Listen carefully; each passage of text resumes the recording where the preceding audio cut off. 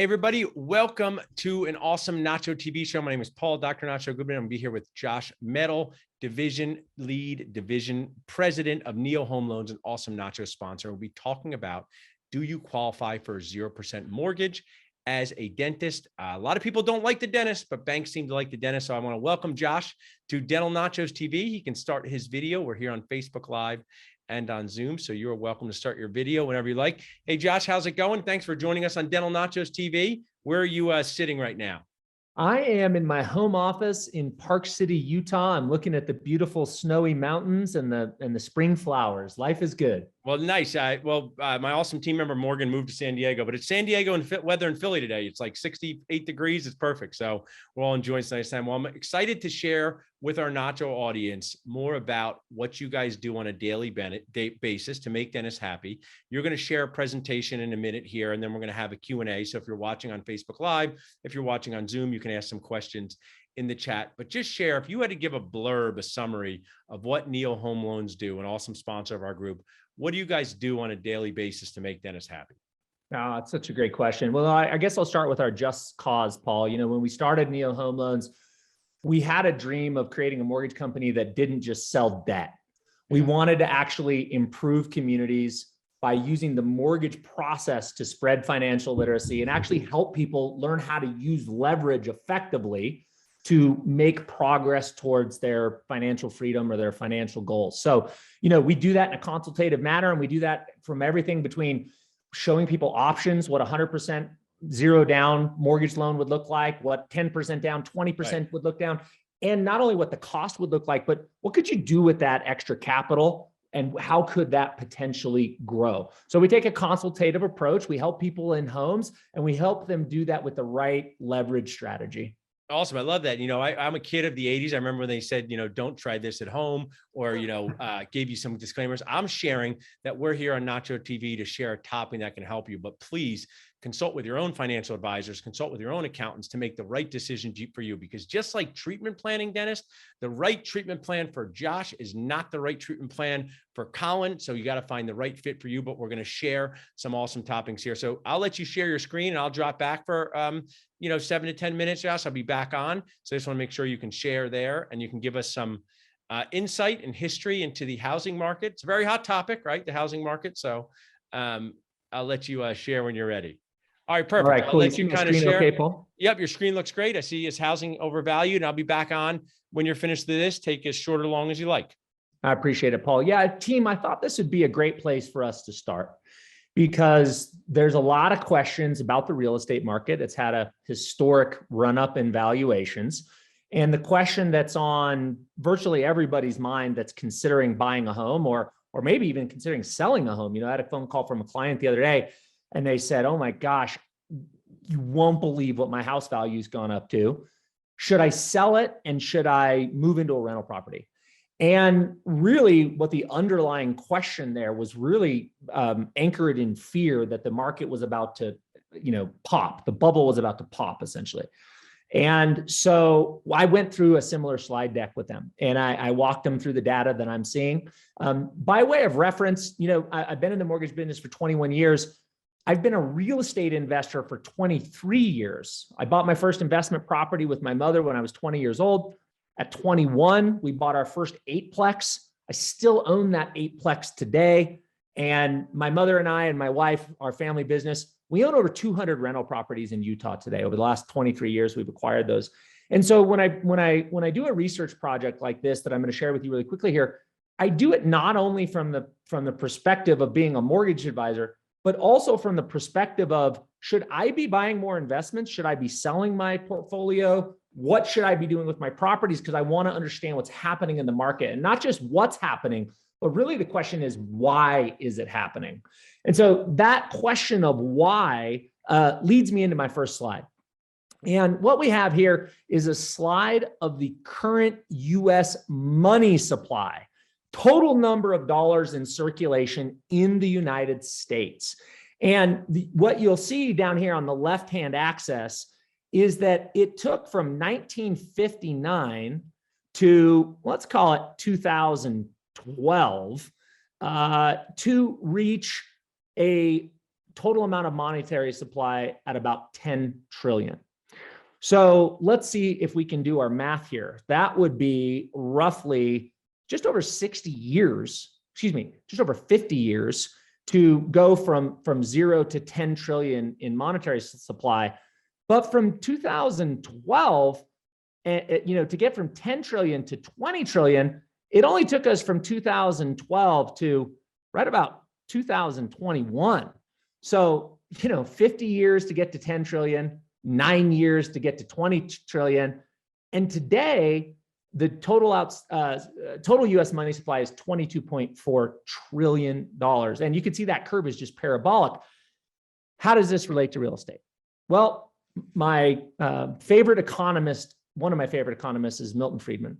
And he has this famous quote that I think sums up the why of why housing has gone up so much in dollar terms. And it's perfect. It says, inflation is always and everywhere a monetary phenomenon in the sense that inflation, is and can be produced only by a more rapid increase in the quantity of money than in output. So I want to overlay that quote over what's going on with monetary supply and what's going on with housing. And you will see that we have had a very rapid increase in the quantity of money. Never in the United States history, nor any developed country, have we had monetary policy this expanding this quickly, and it is expanding faster than output. So in our case, what's output? What is the output we're talking about? Well, of course, that's new home construction. So we have a rapid increase in the quantity of money. And at the same time, in order to not have asset price inflation, we'd have to have the output, housing units, also be increasing at a similar pace. But unfortunately, they are not. And if you look back over this period back to 1959, so we're going back now 80 years, 60 years. I'm working on my math still. Going back over 60 years, we can see that the number of US housing starts has been around 1.6 million. There were some lows here below 1.4 and a few times where it's above 1.9. But if we do just kind of an average, the number of average housing starts going back over that 60-year period is roughly 1.6 million housing starts per year. But then what happened in the Great Recession and the mortgage meltdown was that the number of housing starts dropped precipitously. And we got down to something like 450,000 homes being built per year. And this hole that was from really 2007 through just 2021 is when we finally got back to the average number of homes. This hole represents a shortage of US housing of approximately 4 million homes. So not only do we have more households and more population today than we have historically, so more buyers, more people who need housing, but we've had this massive 13-year decline in the number of homes being built, while at the same time, we've had massive monetary expansion. And that's really one of the main reasons that we've seen housing prices go parabolic. Now, this is very interesting. This isn't new housing. This is existing homes. These are the number of active listings for sale in all Redfin metros across the entire United States. And the way this graph works is it starts over here in January and it goes all the way over here to December. So this is a full year. And this shows the amount of homes listed across the United States during that year. And there's kind of this typical arc where in the winter, housing inventory goes down. In the spring and summer season, housing inventory goes up because everybody wants to sell their home before the kids go back to school. And then in December, you usually hit your lows for the year in terms of inventory. But what I find interesting about this team is that if we go back and we look at a 4-year history, 2019, we started 2019 with roughly 1 million homes listed for sale. 2020, that inventory level went down to 900,000. 2021, now we see this huge drop in the amount of inventory. Of course, this is COVID, everybody working from home, needing more space. We saw inventory drop down below 700,000. And today, if we look at the inventory of existing homes for sale across the entire United States, you have 534 homes for sale, which is 534,000, that is, which is almost 18% less into inventory than we had last year. And so you can just see this consistent trend of inventory dropping. And of course, we go back to Milton Friedman's quote, when we have the expansion of the money supply faster than the output, new homes being built, and we have constrained supply of homes for sale, it's likely that we're going to see that asset price go up, which we have. The other thing to keep in mind is, those data points point to the supply side of the equation, but we should also look what's going on the demand side of the equation. So this is a births by underlying generation going back to 1928. You have the silent generation where there was 47 million births between 1928 and approximately 1945. Then you have the baby boomers, which is the largest cohort of 76 million. Generation X, which I'm a member of, the millennials, and then, of course, Gen Z. And so what you can see here is each of these lines represent a year and the birth rate for that year. And you can see during the baby boomer generation, we pretty much averaged 4 million births per year from 1946, 1947, let's call it, all the way to 1964. And then what happened? Well, we fell off a demographic cliff here a little bit. This is where Roe versus Wade occurred. This is where contraceptives became commonplace. And we had this hangover from the baby boomers in terms of demographics, and all those things hit to cause a slowdown in the natural birth rate during the Generation X cohort. And if we take this demographic data and we think about the age of the average first-time homebuyer, which today the average age of the first-time homebuyer is 33, we can see that in 2006, which was at the mortgage meltdown phase, there was a demographic decline due to those things that I mentioned. And so therefore, if we fast forward 33 years later, the number of first-time homebuyers coming to the market was approximately 30% lower than it was during the baby boomers cohort. So we had a demographic trough of first-time homebuyers due to the demographic reduction in Gen X, right when we had expansion in credit, which I'll get to in just a moment. And that caused kind of a perfect storm and why we had the mortgage meltdown and Great Recession. But if you contrast that to today, we don't have a negative demographic trend. We have a positive demographic trend. You see, the millennials are the largest demographic cohort since the baby boomers, followed by Gen Z. And you see we've gotten back to this 4 million birth rate per year, which tells me that we're going to have strong demand for housing for at least the next 20 years as I count these, this future forecast here. So we've got good demographics, which is positive. And that's really the formula, right? Strong demand from the millennials. We have weak supply because of the builders not being able to keep up and kind of coop their steam after the Great Recession. And one other thing that I like to keep in mind is, what's happening out there in terms of risk. How much equity do we have relative to debt?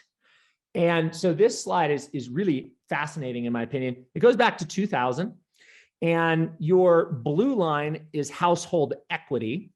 Your green line there is outstanding mortgage debt. That's how much people owe against their homes. And the black line is total value. And we'll see that right now, as we look back over time, there's never been this much equity, which is the blue line. You see that there was a decline in equity in 2008 because of the mortgage meltdown. And you'll see that since, if we just focus in on the debt here for a minute, since about 2009, we've been at about 10 to 11 trillion in mortgage indebtedness in the country. And if you fast forward from 2009 all the way to 2021, that mortgage indebtedness has almost flatlined. It's only up $1.5 trillion over that period of time. However, if you look at the amount of equity over that time, housing equity has improved from about 10 trillion to about 26.4 trillion. So what does this tell us? This tells us that people aren't using their home equity as an ATM machine. They're not pulling out their equity and using it to finance vacations and mobile homes and expensive toys. They're actually keeping the equity in the home, which gives us a degree of comfort that the housing market isn't overly leveraged. I'll show one more slide here, actually two more slides, and I'll hand it back to you, Paul. The other thing to keep in mind, the other major factor with the Great Recession, the mortgage meltdown, was the fact that there was a significant amount of risk as it relates to the type of mortgage indebtedness that was created. So there's two different types of risk. There's product risk and there's borrower risk. Borrower risk is low credit score, bankruptcy history, can't prove my income, can't prove my assets. I'm not approvable that I can repay this indebtedness. That's borrower risk. And then there's product risk. Boy, there was some scary products before the mortgage meltdown. You had what's called negative amortizing loans, which means I could be accruing interest at 7%, but my payments were based off a teaser rate for the first couple of years, and I only had to pay interest-only payments based on 2%. So the delta between what I was being charged for interest and what I was paying actually got tacked on top of my loan. So each month, instead of my loan balance going down, my loan balance was going up. And oh yeah, at the same time, my payments were fixed for the first 2 years. After the first 2 years, they were going to explode because I couldn't do those neg am payments forever. And I had a prepayment penalty for the first 3 or 5 years. So there was a lot of product risk. And you didn't have to prove your income. You didn't have to prove your assets. You didn't have to have great credit. Just out of a bankruptcy, no problem. What could go wrong? Well, a lot went wrong. But since 2008, since the crash, you notice that there's literally no product risk here or very little, because everybody has to prove their income. They have to have decent credit. We have to show where their assets come from. And we don't do negative amortizing loans anymore. It's a 30-year fixed or a 5-year fixed, or even if it's an ARM now, it's got a 10-year fixed, and the adjustment caps are really minimal after that 10-year period. So there's virtually no product risk in the mortgages being issued now. And the borrower risk is significantly lower because everybody has to have pretty high standards. So we don't have a mortgage debt bubble. We don't have a mortgage debt bubble like we did before the Great Recession. And there's one more slide I want to show you after this. The most common question I get is, what happens in a recession though? You know, the economy's slowing down, what's going on with China, Ukraine and Russia. We have inflation. There's a lot of stuff to be fearful out there in the economy. And clients tell me that they're fearful there's a recession and then that's going to lead to another crash. And so we came up with this data, which was from the Federal Reserve, that goes back and looks over the last 6 recessions over the last 45 years. And it looks at home price changes through recession. And this is, shocking, revelatory to most people, that in 5 of the last 6 economic recessions, home prices either went sideways or up. And it was only in the Great Recession that home prices came down significantly. Now, why is this? Why would real estate do good in a recession? Well, real estate is financed by mortgages. And when you enter into a recession, what happens is interest rates go down. And since interest rates go down, housing becomes more affordable in a recession.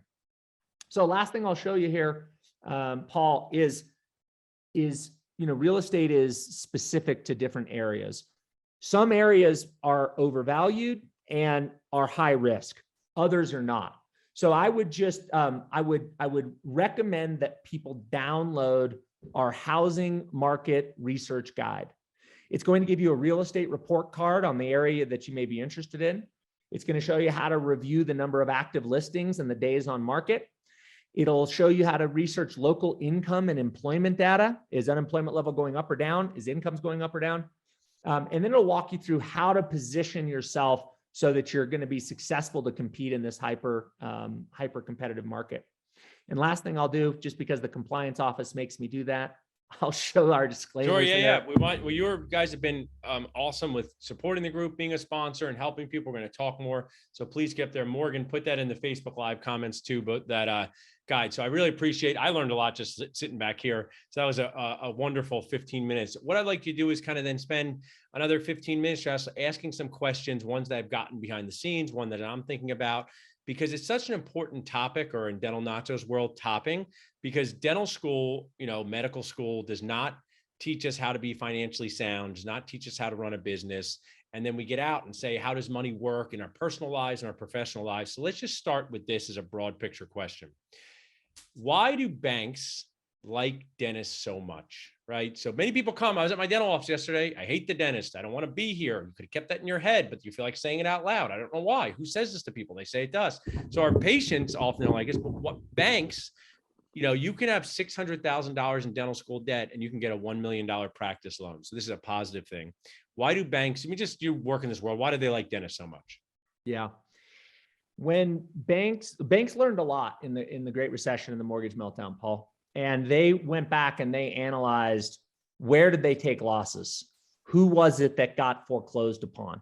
And banks now have analytics to look at things like default rates with down payment amounts, locations, loan amounts, professions, credit scores. And they've realized that medical professionals, dentists included, physicians, regardless of recession, there's a high probability that I'm going to go get my teeth taken care of and my kids' teeth taken care of. And that even if there is an economic recession, medical professionals do pretty well. And they're as close to insured from recessions as anyone. And so the default rates are very, very low. And also, I think that the profession has realized that it's a very long runway to go through your, undergrad, dental school, some sort of orientation or internship, and to get to a place where you're actually making money. And there's a better place for that capital than a down payment in many instances, because they've acquired indebtedness that has a higher interest rate than what a mortgage might be. And maybe that's where that money should be, or maybe they should just get caught up on their retirement funding. So I think it's two things. Number one, they've identified there's a need. And number two, they've identified that medical professionals have a very low default rate. Yeah. And I think there's a third thing that I learned through, another sponsor I want to connect you with, and that dentists and doctors, they like to do the right thing with their lives. And I think they just are committed to, making payments, and are just a good group to lend to. This is what another group had told me. So now let's talk about this next. So sometimes people say, if something's too good to be true, it must not be true. I don't like that statement because it's false, right? We have a sponsor that helps you lower your credit card points, lower your credit card percentage in your office. And if they can't save you, nothing happens. If they can save you, you save money and they get money. There's literally no risk to it. So there are too good to be true things, or just good to be true. Let's talk about the 0% down for dentists. Tell us a story, and I can't tell us, of who is the dentist out there? What's their profile that's able to get up to $1 million loan without putting any money down when other people have to put money down? Tell us about that. Yeah, there has to be some qualification there. So generally speaking, they need to have a 720 credit score or better. 720 credit score or better. If you want the 100% financing. If you want to do 95% financing, you go down to a 680. Gotcha. Okay. Dentists always want to be the best. So let's just go with the gold, the top, and then we'll break it down. So yes, 720 credit score. Maybe Morgan can type these in the comment space. So do you have a 720 credit score? Check. This person has this. Dr. Guac has this. What's next? Good to go. 43% debt to income ratio, meaning when we look at a monthly income and we look at monthly expenses, including the house, we need to have no more than 43% of your gross income that is going to be spent on your housing and other expenses. So 43%. So let me be Dr. ratio. Guac, 43%. Now we'll do math on, it's going to go viral, Josh. I'm going to look silly doing math on live TV here, but 43%, let's talk that through. 43% debt to income ratio. So let's talk about an income of $15,000 a month. That's $180,000, right? Yep. Tell me now what we're talking about. So debt to income means, what's the debt here? Yep. So as long as your monthly outgoing expenses, including your student loans, your practice loan, if it reports on a personal credit report. In this world, there's no practice loan. We're just talking Okay. about the employee dentist. So we got student loans, housing expense, which is just the mortgage or more than that? Mortgage, taxes, and insurance. Mortgage, taxes, and insurance. Okay. Credit cards. Credit cards. And any other unsecured loans. Anything that shows up on those are the things that are going to show up on a credit report. Those would need to be less than $6,450 per month. Gotcha. If you had $15,000 per month in income. And since this is your world, you said how much does an implant cost most of the time? I'll kind of know that in a second. What is the monthly payment usually on $1 million loan for a house usually? Like what range is that usually? It would depend because some places have low property taxes or high property taxes, but let's say around $5,000, $5,500 a month.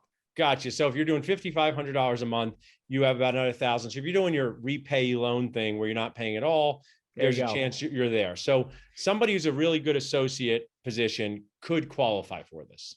Yes. And Paul, you just hit on one of the other major benefits of a doctor mortgage. And that is that when you go to a conventional bank or a conventional, even a jumbo loan, they usually all follow Fannie Mae and Freddie Mac guidelines. Those guidelines say that they do not recognize deferment, forbearance, or income, any type of income-based repayment.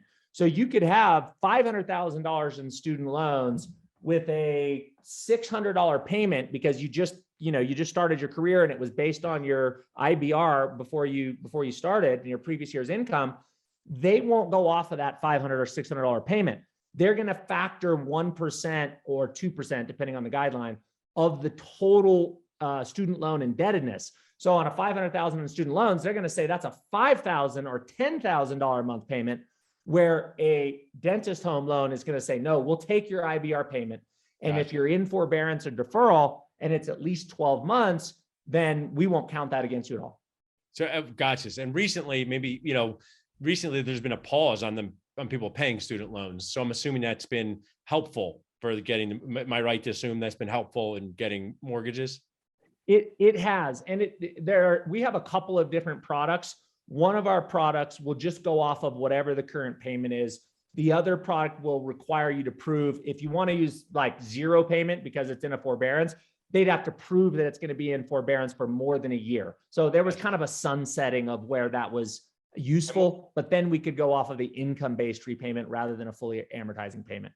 Guys, one of the people asked here, one of my team members, I'm assuming that since it's not using FNMA guidelines, that's why there's no PMI. Is that accurate? Brandon is spot on. Gotcha. That is exactly right. If you're selling loans to Fannie Mae or Freddie Mac, and many of the jumbo investors that do loan amounts over $647,000 follow a similar pattern, where if you put less than 20% down, they're going to charge private mortgage insurance, which is an insurance policy for the bank. Perfect. And what I'm trying to do is help people learn here, right? And you're doing a great job, Josh.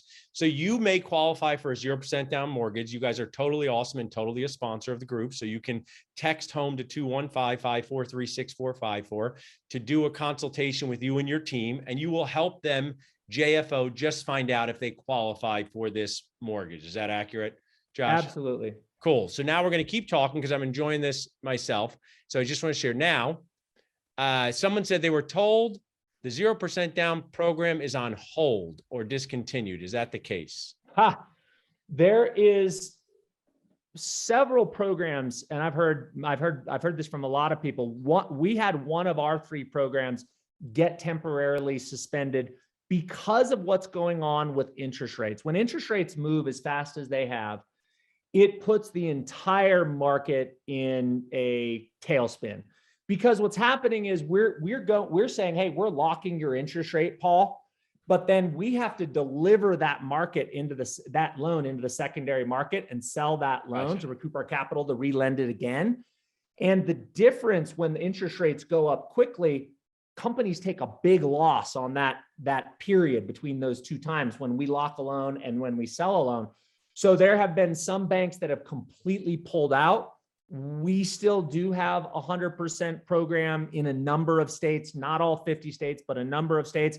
And we have a 95% product in every state. Okay, good. Now, my grandmother would say, Josh, I'm the smartest, most handsome guy in the world, but maybe the real world doesn't say that. So we talked about the most smartest, handsome 0% down loan.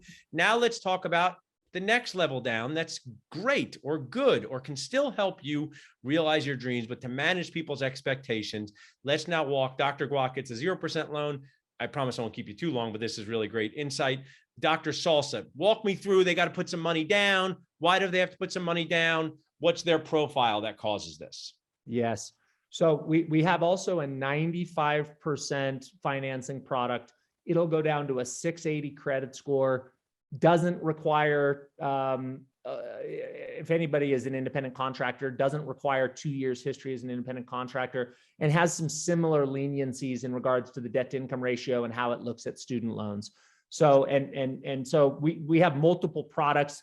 It's just based on the consultation, what the client's need is, where they're buying, what their purchase price, what their credit score is, and then we'll present the best possible solution.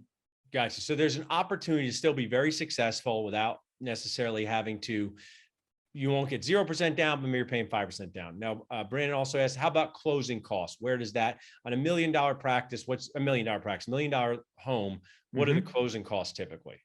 Yeah. On $1 million loan in proportion to the loan amount, not very much. The majority of the closing costs from us as a lender are $1,730, which is processing, underwriting, credit report. Then you're going to have your title company. In some states, you have an attorney who does the title. In other states, there's an escrow company who executes the title. So on $1 million loan, it varies a little bit. Let's call it $2,000 or $2,500 in title fees and the setup of your escrow account. So all in terms of if someone's trying to figure out what's my cash to close, you're probably looking somewhere around $6,000 to cover closing costs in order to get into that home. Gotcha. Perfect. And I'll ask one more thing. What's below the 95%? Let's say someone's listening and saying, you know what, I don't have a great credit score, but I'm going to get a dental, I'm going to be a dentist and I'm going to be an associate and I need a home. What's beneath the 95%? Is this 10% down? Is this PMI? Tell us about that. Yeah. Similar product. It'll go all the way down to a 660 credit score. That's kind of the lowest credit score for jumbo loan amounts. And that program will go 90% loan to value. And if someone is below 660, then they would need to stick to a conventional loan size, which means the loan limit would be 647, in which case we can go all the way down to a 620 credit score, Paul. Gotcha. So really great outline there. Now, I'd like to, finish up these sitcom link shows with momentum. So you shared a lot of insight on the history of what's happening, what you guys do as an awesome sponsor in your group. People can reach out to you. You work and do this every day. Is there any sort of parting words? I'm going to show up things that you would like to share with the group, whether to inspire them, motivate them. You meet people. Hey, I meet people all the time in my dental office that say, I wish I did this sooner. I wish I planned sooner. I wish I saved sooner. And my instinct is you meet people like that too. So kind of give us some closing thoughts there. Yeah, great setup. Thank you. This is the most challenging real estate market that I've seen in the last 20 years in terms of the amount of inventory that's out there. And there's intense competition. So it's more work to get a home under contract today than it has been virtually any time I can remember in the last 20 years. But a real estate appreciation is also driving at the highest levels of any time that I've seen in the last 20 years. So my point is it's extra work, but it's worth it. And the way to position yourself so that you can compete with cash offers, so that you have the highest probability of getting your offer accepted, is to click on that link that Colin put into the chat, which is the research guide. It'll tell you very important analysis of what you need to know about your individual real estate market anywhere in the United States. and it'll walk you through the process of how to position your offer so you have the highest probability of getting your offer accepted. Also, I love it. You dentists do treatment plans. Josh, Colin's awesome too. So you're basically giving us a treatment plan for home success. You know, one of the things that I'll share, buying a home is financial, it's emotional. It has to do with your livelihood, your family, your school districts. All of us know whether it's our childhood home or where we live now, important is. So I really appreciate you sharing this insight. I'm going to take us off Facebook Live, but hang around for one more second here. Awesome. Josh, that was great. We have a few people in the chat. We're all Facebook Live. If anybody wanted to ask a specific question to Josh and his team, they're welcome to. You did an awesome job, Josh. People are asking, where is the link? Oh, Colin's putting this. I'm going to put it here. Colin's putting it to the panelists. Morgan, let's put it to everyone. I just dropped it in there. Yeah, perfect. There's the link. Thanks, Colin. Morgan putting the Facebook Live. But awesome, Josh. Did you enjoy your first episode of Nacho TV? This was fantastic. I appreciate it. You're such an energetic guy. You like inspire me to, Thanks. Have energy. So thank you. I like asking questions. Well, this is great. We're going to have this edited. Our team will put it together. We'll get it to you. People who watched in, I know some of these people in the chat, but I'll adhere to Zoom HIPAA. I won't tell people's name in here, but thanks so much. I'll let you connect with Morgan after this. I'm going to jump on to our next show, but thanks, Colin. Thanks, Josh. Really were great. Thanks, Paul. Have a great rest of your evening. Awesome, guys. Take care.